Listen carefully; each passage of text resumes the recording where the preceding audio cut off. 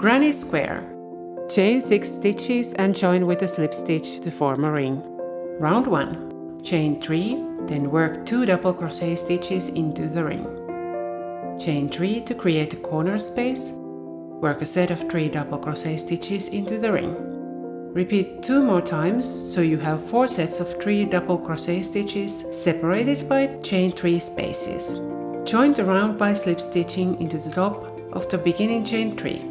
To start the next round, slip stitch into the corner space and change color. Round 2. Chain 3, work 2 double crochet stitches into the corner space, chain 3 and then work 3 double crochet stitches into the same corner space. This is your first corner. Chain 1. Move to the next chain 3 space and work 3 double crochet stitches into that space.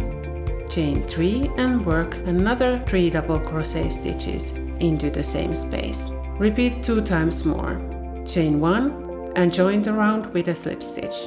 Repeat this process for each side of the granny square, working a set of 3 double crochet stitches into each space and chaining 1 in between the sets. Work 2 sets of 3 double crochet stitches into each corner and chain 3 in between.